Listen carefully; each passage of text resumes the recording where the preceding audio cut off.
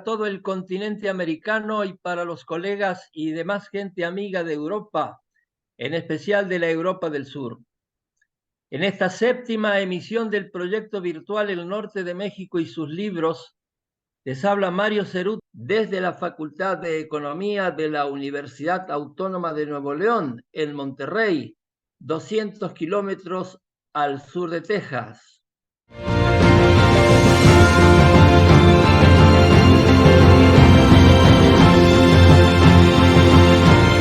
Iniciaremos este programa con la presentación del libro Entre montañas y sierras, Resistencia y Organización Laboral en Monterrey en el siglo XX, publicado en el 2017. Su coordinadora y coautora, Lilia Palacios Hernández, socióloga con doctorado en la Universidad de Utrecht en los Países Bajos. Sus líneas de investigación son Sociología del Trabajo, Relaciones Industriales e Historia Social en ámbitos regionales.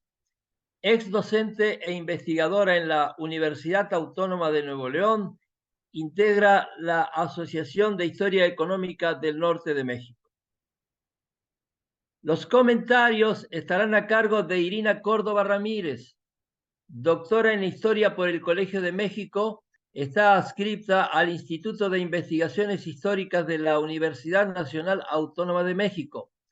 Es miembro del Sistema Nacional de Investigadoras, autora de Desarrollo Agrícola y Acuerdos Políticos en el Norte de México, los centros de contratación del programa Braceros entre 1947 y 1964.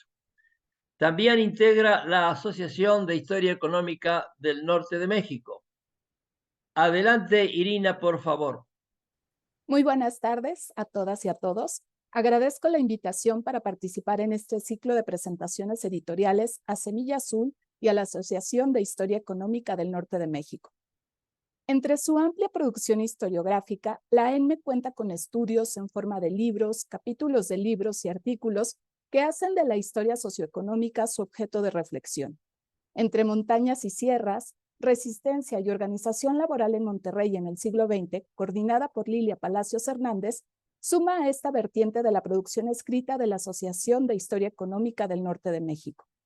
De la mano de Edna Ovalle Rodríguez, Michael Snodgrass, Meinardo Vázquez Esquivel, Sonia Hernández, María de los Ángeles Pozas, Eleocadio Martínez Silva, Lucilda Pérez Salazar, y con un prólogo de Rosalvina Garavito Elías, Lilia Palacios hace de la historia del trabajo en México durante el siglo XX un espacio de reflexión fecunda en diálogo con la transformación del proyecto económico que privilegió el desarrollo industrial sobre el agrícola en amplias regiones de México.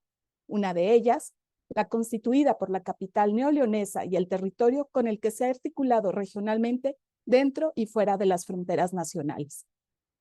Los 8 capítulos desentrañan los cambios que arrancaron al mediar el siglo XIX y concluyeron en 1993 en una geografía que afirma su entraña industrial como pivote de transformación de la economía nacional.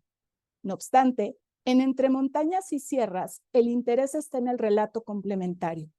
El libro nos ayuda a comprender las primeras formas organizativas propiamente obreras del siglo XIX y sus distintos caminos entre el pacto y el desencuentro, hasta la quiebra de la fundidora de fierro y acero de Monterrey y el embate al sistema de pensiones en los primeros años de la década de 1990.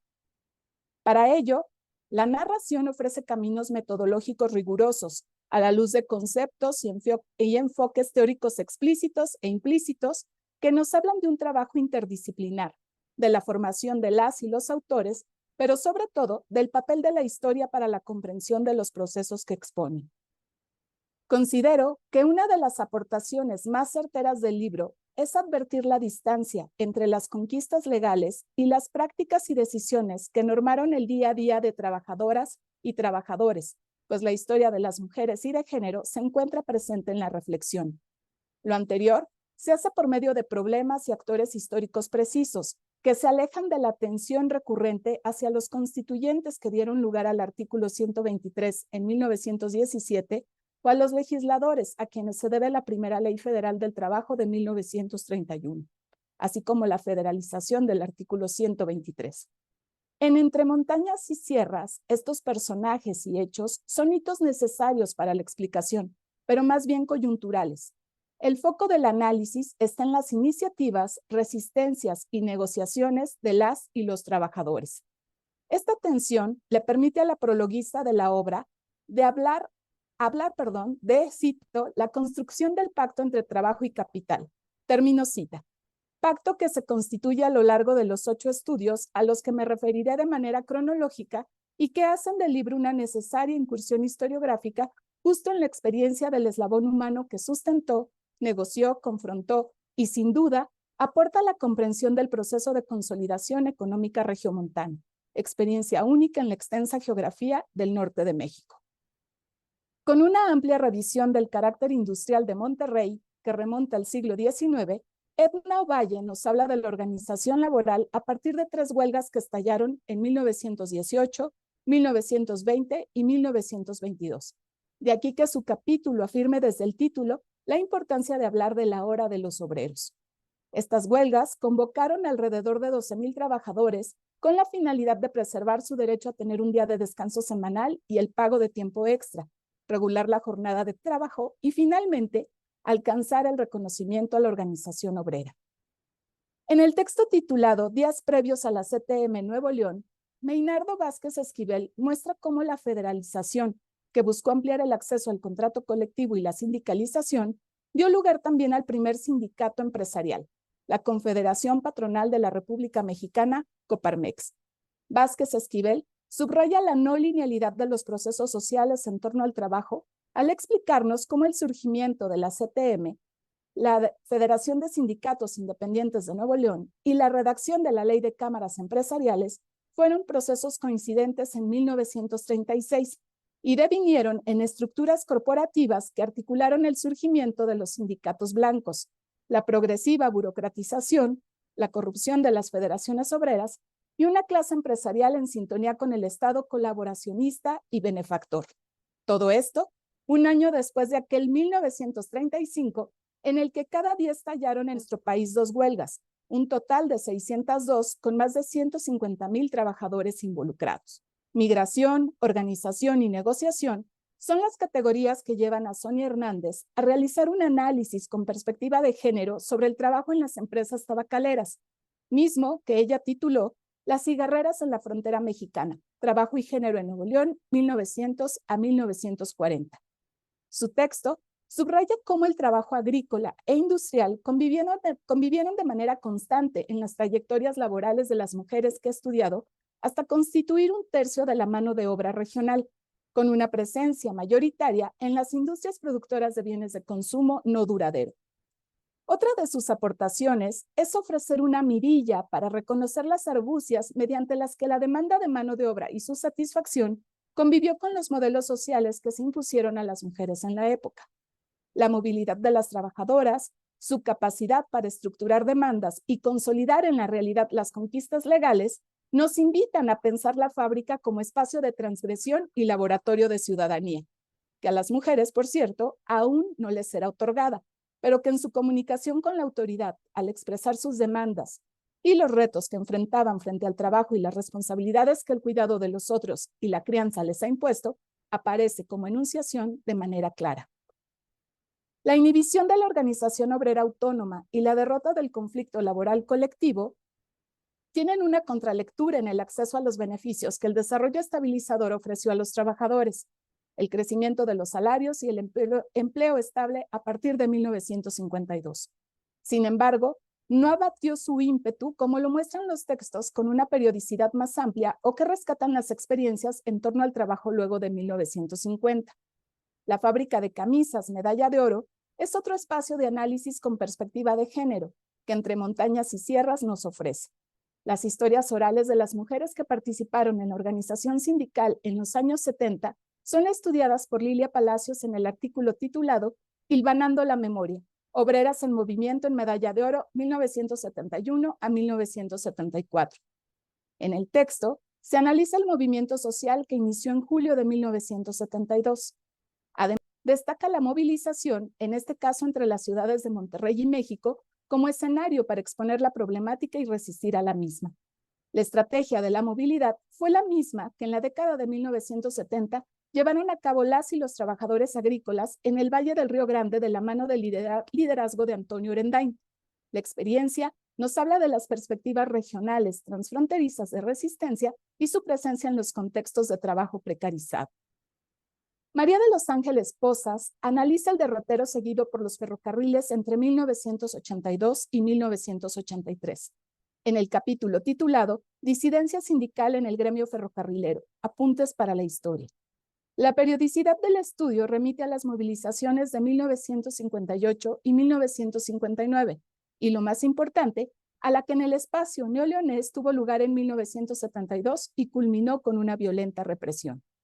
Mirar 1982-83 constituye la posibilidad de comprender el total desmantelamiento de los ferrocarrileros y del ferrocarril de pasajeros en la siguiente década, por lo que se trata de un análisis necesario para profundizar en la experiencia reciente de esta industria y sus trabajadoras y trabajadores. 2 capítulos retoman las experiencias obreras en la fundidora Monterrey, los redactados por Michael Snodgrass y Leocadio Martínez Silva. Bajo el título La libertad de protestar, sección 67 y la historia del sindicalismo rojo en Monterrey, Snodgrass, uno de los estudiosos del paternalismo empresarial regiomontano, dedica su atención a la sección 67 del Sindicato Nacional de Trabajadores Mineros, Metalúrgicos y Similares de la República Mexicana, sección que transitó desde el sindicalismo militante transnacional hasta las prácticas del charrismo, un eslabón del mecanismo corporativista importante en la estructura del poder en México, en la medida en que por medio de la sanción y la concesión aceitó el engranaje de liderazgo para el Estado mexicano.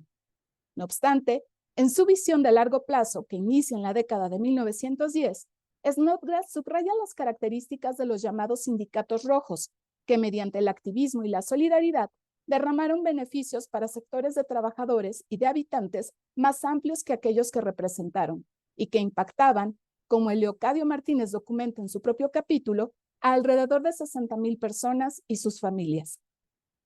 El marco normativo que reguló las relaciones entre las patronales y los sujetos históricos del capítulo de Snodgrass se estrujó con el cambio de política económica en la década de 1980, década en la que la fundidora regiomontana, igual que otras alrededor del mundo, apagaron sus hornos. Sobre este episodio, bajo el título de Despido y Acción Colectiva en Fundidora Monterrey, Martínez Silva reflexiona a profundidad al mostrar la importancia de la movilización callejera, las acciones solidarias y de organización que realizaron los obreros luego del cierre de la siderúrgica para lograr una buena liquidación y la apertura de una fuente de trabajo, lo que a la larga, cito, fue un freno importante para que se desarrollaran nuevos escenarios de acción colectiva de los trabajadores. Termino cita. El libro concluye con el capítulo titulado El otoño de 1993, Movimiento Magisterial contra la Ley del Iste-León, de Lucilda Pérez Salazar, quien reflexiona sobre la manera en que las y los maestros, quienes forman parte del apartado B del artículo 123 constitucional, han sabido en la práctica sobreponerse a la restricción legal que los excluye del derecho a la huelga, lo cual Pérez Salazar ilustra con el movimiento magisterial articulado en contra de una ley que significó una amenaza directa a su retiro, al desmantelar, por medio de la declaratoria de quiebra, el fondo de pensiones. La movilización y la confrontación con uso y abuso de la violencia generó un triunfo parcial, pues el régimen de privatización luego de la organización de las y los agraviados, todos los docentes en activo en ese momento, solo se ha aplicado a quienes se incorporaron al magisterio en adelante. Conceptos como acuerdo y confianza constituyen sin duda principios para la organización de los trabajadores, pues la negociación y sobre todo la resistencia se han forjado en distintas escalas, no solo en la de la confrontación. La cercanía y abierta militancia con el comunismo tiene presencia en las narrativas de este libro, tanto como las experiencias de la expulsión, la exclusión y la traición. Todas son parte de la memoria de las y los trabajadores. La ventaja es que son contextualizados y explicados como parte de relaciones de poder que han tenido indudable peso en la organización sindical a partir de fuentes documentales de procedencia estatal y privada, la prensa y la historia oral. Se trata de indicios articulados por medio de una amplia revisión de la historiografía local y regional, muchas veces ausente en las interpretaciones nacionales de los procesos, y sin duda necesaria para hacer comparaciones y desentrañar la particularidad de la cultura sindical y de los sustratos democráticos que resultaron en contratos colectivos. La lectura del texto, a la que les invito, permitirá una mejor comprensión de la cultura de las luchas sindicales dentro de las narrativas nacionales y globales, por lo que se trata de un libro imprescindible para comprender las relaciones laborales en el siglo XX mexicano.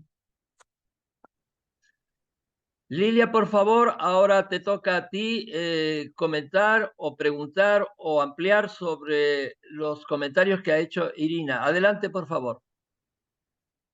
Buenas tardes, días, según donde esté cada quien, tal vez noches en algún lugar. Pues escuché con mucho placer la excelente exposición de la colega Irina.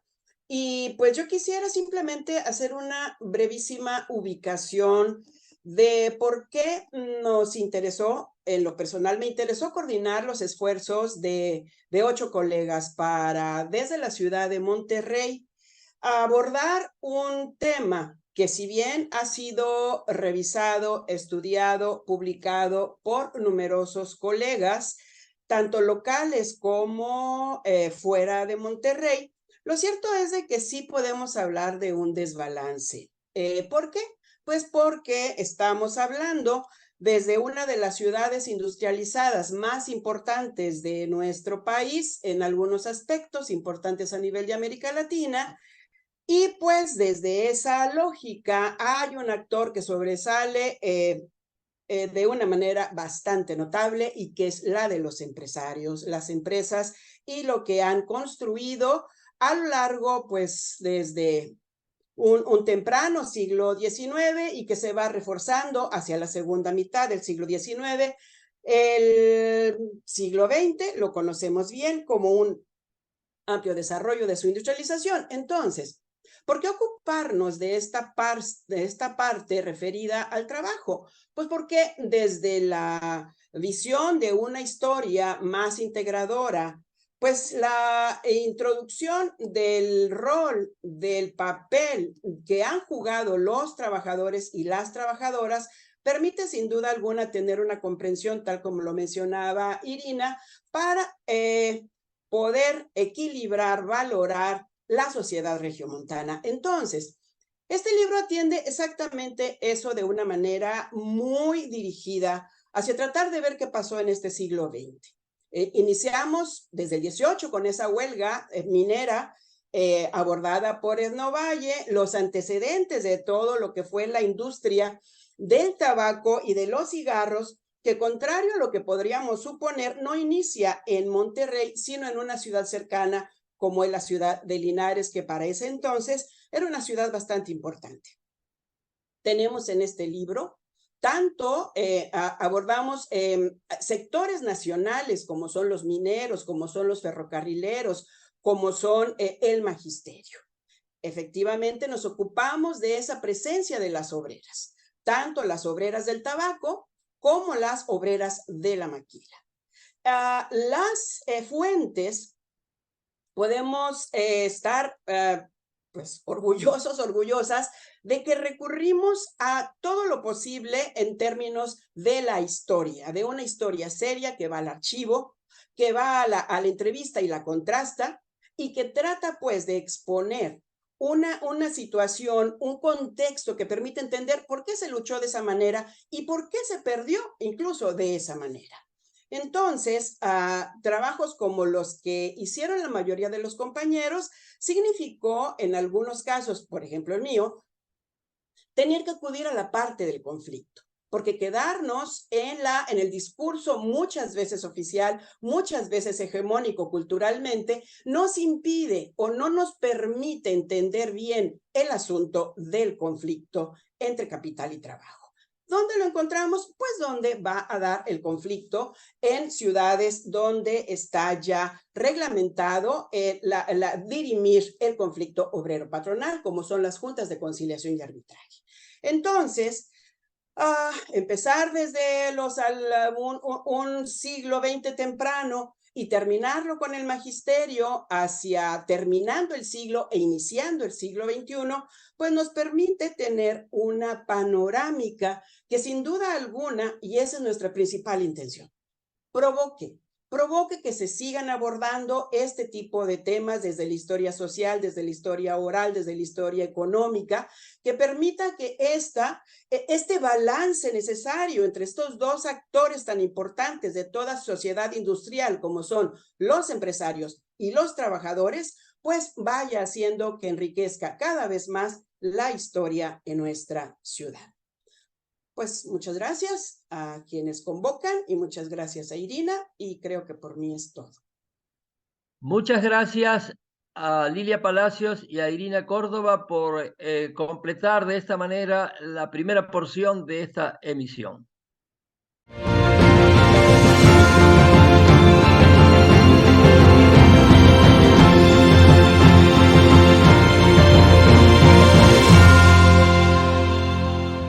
La segunda obra por comentar en esta séptima versión del Norte de México y sus libros es Banca, Crédito y Redes Empresariales en Sonora, 1897-1976, publicada en el 2016.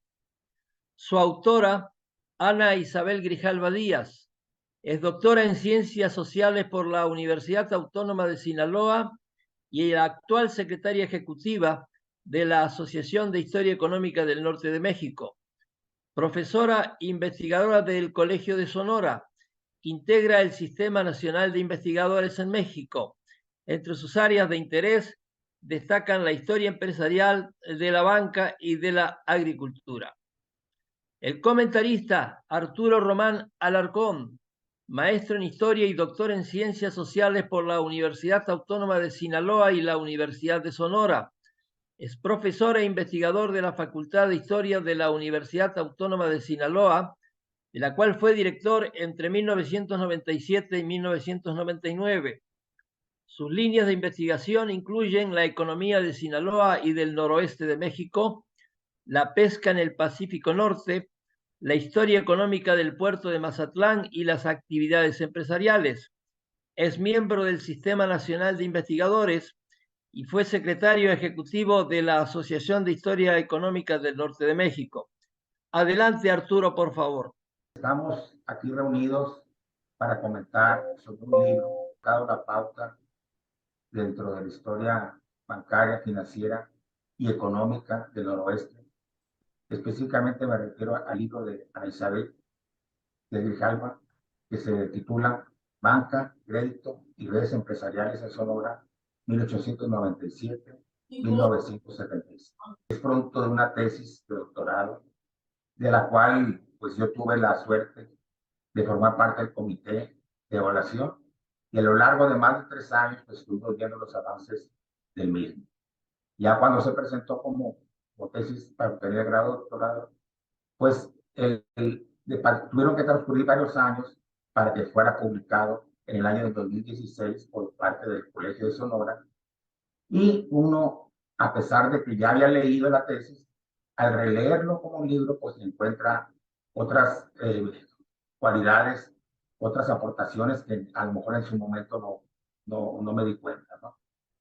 Este trabajo tiene una gran aportación en ese sentido, porque aunque no es pionero totalmente dentro de la historia bancaria y financiera regional, porque ya ha habido otros trabajos, pero sí marca la pauta en el estado de Sonora, y sobre todo porque es un trabajo que comprende un periodo de larga duración, casi un siglo, donde se puede observar no únicamente el desarrollo de la banca, el crédito y las redes empresariales en torno a ella, sino pues en cierta manera ver una parte de la historia económica de esta entidad de lo que forma parte del noroeste de México. Partiremos del título.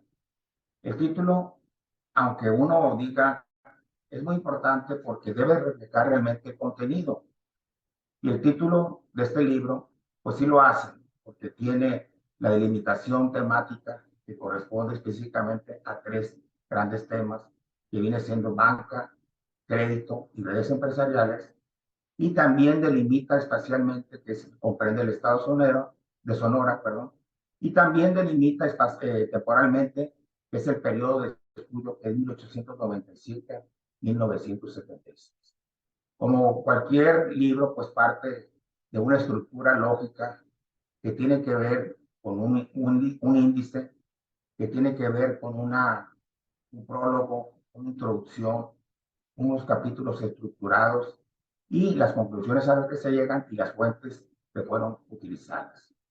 En la introducción podemos ver nosotros cuáles son los objetivos que se plantea la autora, así como también las hipótesis que va a tratar de demostrar y el soporte teórico que tiene este trabajo, del cual comprende dos teorías que son la teoría de la intermediación financiera y la teoría de las redes empresariales.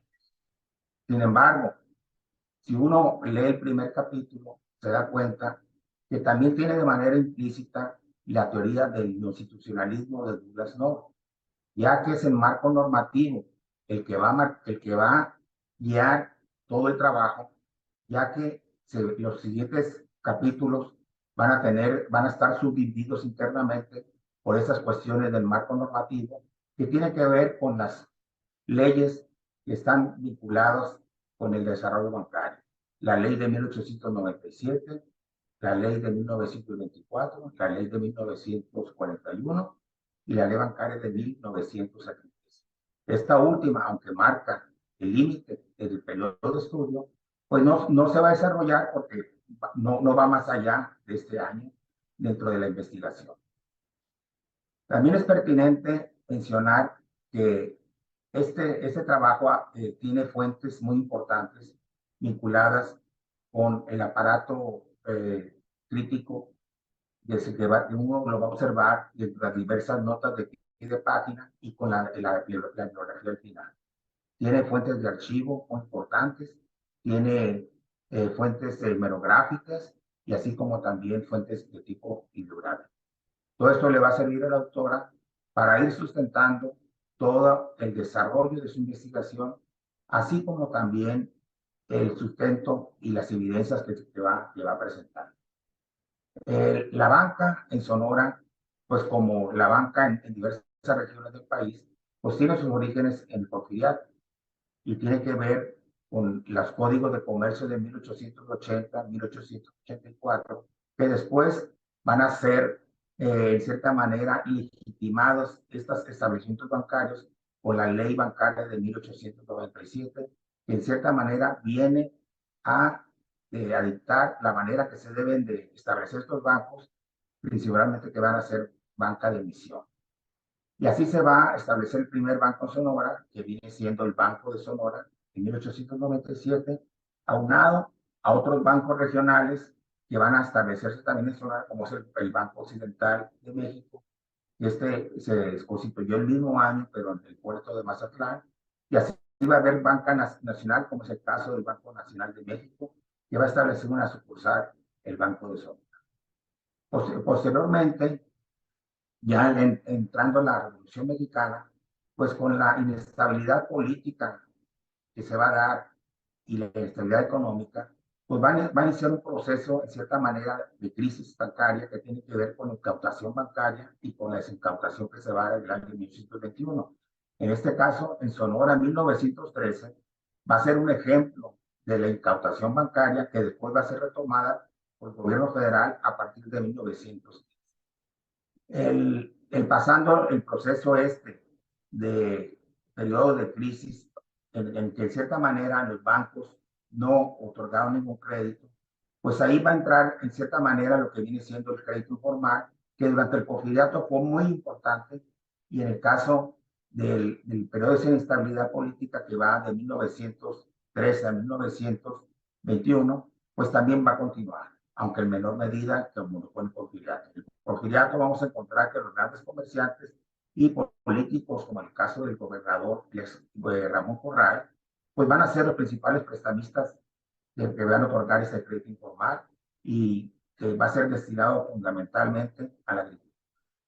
Ya con el periodo de los años 20, con la desincautación bancaria y con la promulgación de la ley bancaria de 1924, con el establecimiento del primer banco de emisión, que es el caso del Banco de México, pues se van a establecer otras reglas que van a traer como consecuencia que también este clima de estabilidad se desarrollen algunos bancos que ya venían del Porfiriato en Sonora o algunos nuevos. Y este periodo va a estar comprendido hasta 1941, donde ya se va a crear una banca especializada con base a una nueva ley bancaria. Del crédito que se otorgaba en Sonora, pues hay que destacar que este era principalmente, se destinaba hacia la agricultura y en menor medida al comercio y la industria, donde se debe hacer hincapié que muchas veces esas actividades comerciales e industriales pues, eran vinculadas de cierta manera a la agricultura. Y en menor medida va a ser a destinar a la ganadería y a la minería, que la minería ha venido a menos en el caso de Sonora, porque después de haber sido la actividad fundamental durante el Porfiriato y la colonia, ya a partir después de la revolución, pues la agricultura empieza a destacar como la actividad más importante. También hay que señalar que este crédito destinado a la agricultura pues va a ser muy importante porque va a desarrollar actividades que tienen relación con la producción de granos, sobre todo con el caso del trigo. El trigo va a ser el cultivo fundamental donde se va a destinar este crédito. Y en menor medida pues va a estar el garbanzo, va a aparecer el arroz. Pero también vamos a ver que no nomás la banca privada va a dar créditos a la actividad agrícola, sino que también se va a establecer la banca de fomento a la actividad agrícola que tiene que ver posteriormente la ley bancaria de 1924 con la formación del Banco Nacional de Crédito Agrícola y con el Banco Nacional de Crédito Equidad, donde ya en cierta manera el Estado mexicano participa directamente, no nomás a través del Banco de México, sino a través de esta banca de fomento enfocada fundamentalmente en la agricultura para desarrollar esas actividades. Aunque la banca de crédito ejidal pues, va a ser destinada únicamente al sector ejidal, que a partir de la reforma agraria de Lázaro Cárdenas, pues va a ser un sector muy importante que en cierta manera va a competir con el sector privado agrícola.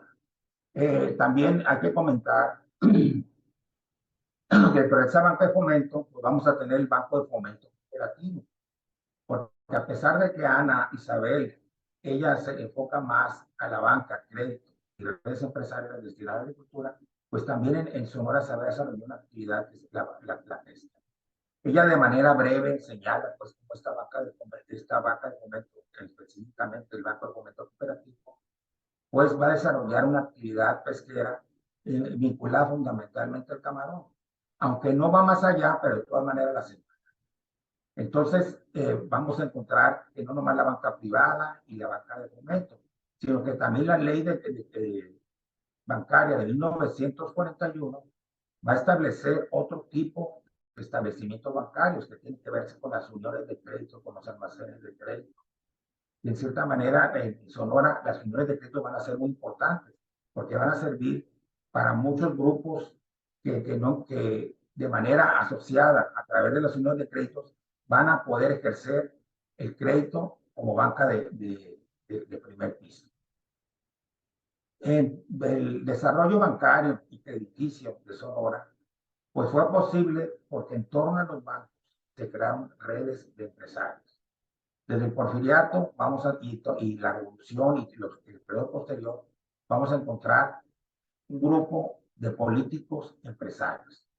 Durante el Porfiriato, Ramón Corral, junto con Luis San Martínez y otros comerciantes, ¿verdad? Alrededor de ellos se va a establecer una red empresarial a través del Banco de Sonora y el Banco Hipotecario Agrícola del Pacífico, donde van a hacer un vínculo no únicamente con empresas vinculadas a la agricultura, sino con empresas también destinadas a otros tipos de actividades comerciales e industriales. Ya durante la revolución y posteriormente la revolución, pues vamos a encontrar otros políticos empresarios, en cierta manera es un relevo, y este tiene que ver con Álvaro Obregón, con Plutarco Elías Calles y con los familiares que van a ejercer esta red empresarial hasta la década de los 40, 50, incluso hasta casi el periodo donde culmina el estudio de Ana Isabel. A través de estas áreas, pues van a crear un conjunto de empresas que en cierta manera refleja la diversificación económica que estaban ejerciendo estos empresarios y en cierta manera también una inserción de tipo vertical entre las empresas que ellos invertían. Aunque Ana Isabel no lo hace, ella lo plantea como una de las cosas que le hubiera gustado también estudiar, ver cuál fue la diversificación económica de estos empresarios. También, dentro de las preguntas que se hace al final, dice que también le hubiera gustado de qué manera las uniones de crédito desarrollaron la actividad agrícola de manera concreta, ¿no? Y una última cuestionamiento que se hace tiene que ver con la cuestión esa de ver de qué manera el crédito agrícola, cuál fue la influencia real que tuvo en el desarrollo de la agricultura en Sonora. Porque podemos decir, bueno, el crédito es fundamental para cualquier actividad económica, pero también hay otros factores que pueden intervenir, como es la cuestión de la tecnología. Pero si la tecnología que se adquirió fue a través del crédito, pues el crédito es fundamental, ¿no? Pero como que ella lo plantea de una manera específica, comprobar exactamente en qué manera, en qué porcentaje o cuál fue la influencia que realmente tuvo en ese desarrollo de la agricultura. Ahí yo también le agregaría que esta investigación pues plantea otro tipo de cuestionamientos, como por ejemplo si ella mencionó que el crédito informal fue muy importante en portugués y parte de la revolución, ¿qué pasó posteriormente con el crédito informal? Y desde el punto de vista del crédito informal hasta el presente, ¿verdad? Sigue siendo como una fuente de financiamiento no para personal o para actividades económicas. También agregaría yo que hay un personaje, un político empresario que no tuvo mucho que ver con la agricultura, pero sí tuvo que ver con la pesca, como Abelardo Rodríguez, incluso fue gobernador de Sonora, y de qué manera alrededor de él se crearon una red empresarial que también tuvo vínculos con otro tipo de actividades económicas, ¿no? Entonces, en ese sentido, pues yo creo que el libro de Ana Isabel, pues cubre parte de la historia económica de Sonora y específicamente de la historia bancaria y financiera. Y como toda investigación, ¿verdad? Crea cuestionamientos, y estos cuestionamientos lo que viene a hacer es realmente que crezca el interés sobre su trabajo. Y por lo cual yo considero que es recomendable para cualquier persona que quiere conocer sobre la historia económica de Sonora o cualquier estudiante o cualquier investigador que quiera realizar sobre actividades bancarias y financieras, pues leer este libro. En mi caso, pues a mí me sirve porque yo he estudiado Sinaloa y para mí, a través de yo puedo hacer una comparación de lo que pasó en Sinaloa. Sinaloa, pues aunque tuvo un desarrollo muy similar, es muy diferente porque el empresario, el político empresario, no es tan importante como pasa en Sinaloa. Y asimismo también el desarrollo pues de la actividad bancaria pues va a tener otros caminos. Entonces, todo esto trae consigo que el trabajo pues sirva de muestra, ¿verdad? Lo que se puede hacer a través del estudio de las diversas fuentes que ella utilizó para lograr un objetivo propio o un objetivo muy particular. Era todo, gracias. Ana Isabel, es tu turno para responder o ampliar lo que ha señalado e indicado sobre tu libro, Arturo Román. Adelante, por favor. De mi parte, agregaría que, tal como lo comentas, Román, este libro, pues además de proyectar la parte de la formación de bancos locales, regionales, que participaron en el Estado y cómo se fueron formando y constituyendo con empresarios porfiristas y después con empresarios dedicados a la agricultura y que unen y reúnen capitales para constituir bancos. Este libro también proyecta un devenir en la larga data sobre el quehacer de la economía en el Estado, ¿no? Es un reflejo de lo que se está haciendo por periodo, lo que está viviendo el Estado con relación al contexto nacional e inclusive de alguna manera con el contexto internacional, con la colocación de estos productos, ¿no?, en el mercado. Esta participación que creo yo de los empresarios agrícolas en la conformación de los bancos locales es sumamente relevante para una actividad primaria que está pasando también a la actividad terciaria, ¿no? Al generar y gestar servicios, traduciendo el dinero del sector primario al sector terciario, y viendo cómo los mismos empresarios están unidos en redes para desarrollar la actividad productiva. Pues creo que ya has comentado algunos aspectos, Román, sobre este libro, y pues hablar sobre la particularidad de cada uno de los bancos, pues en este momento no hay tiempo, pero yo creo que sí es importante que se conozca que hubo en Sonora varios bancos locales, ¿no?, y que tuvieron una participación importante a nivel nacional para hacer este intercambio, ¿no?, financiero y monetario entre estas regiones, sobre todo Sonora, Sinaloa, Sonora, Chihuahua, Sonora, Estados Unidos, e inclusive Sonora con Europa, ¿no? Y así hay una participación importante en este quehacer económico en la entidad. Sería, no sé, Román, si tienes algo más que comentar al respecto. Únicamente yo agregaría, señalar cómo tu libro sirve de ejemplo, ¿verdad?, lo que se puede realizar con las evidencias que tú utilizaste, ¿no?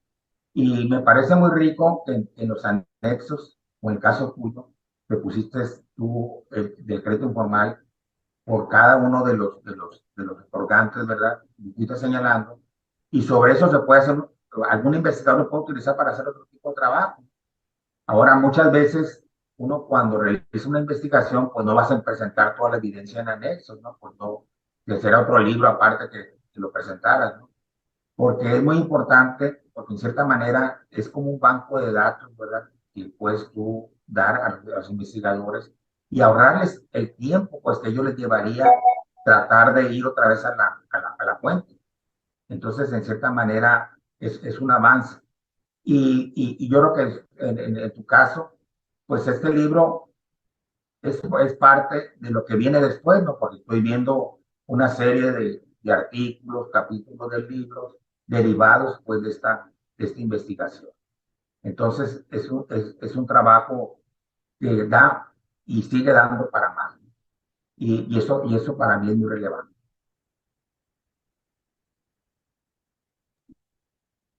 Sí, muy bien, Román. Justo de ahí se desprenden esta investigación que tiene que ver con el desarrollo agrícola, porque da la pauta, ¿no? El crédito da la pauta para continuar con una investigación que a futuro pues tiene un hilo conductor después de 1976, que es cuando cierra el periodo de la banca especializada, y al abrir a la banca múltiple, pues te da una ampliación del problema, y pues había que cerrar la temporalidad en la banca especializada, porque la banca múltiple hay muchísimo que hacer para analizar el problema financiero, crediticio, sobre todo los créditos de habilitación y avío, los créditos refaccionarios que se van a abrir hacia otros sistemas de capitalización, por así decirlo. Sobre las conclusiones, ¿no? Yo sí vi que tú ya, cuando dices tú el destino del crédito, pues especificas que se va principalmente a la agricultura. Y ya en tus consideraciones finales, sí dices que a la agroindustria y al agrocomercio. Entonces, cuando uno ve el trabajo, en los capítulos cuando ves específicamente el crédito por cada una de las fases que tiene que ver, que van marcados por las distintas leyes bancarias, pues tú mencionas comercio, industria. Entonces yo creo que ahí pudiste haber hecho un análisis más fino dentro de esto comercio e industria, cuál realmente era destinado a actividades agroindustriales y agrocomerciales. Independientemente que se vea que la agricultura es la actividad más dinámica, pero con eso, en cierta manera, confirmaría, ¿verdad?, esa situación.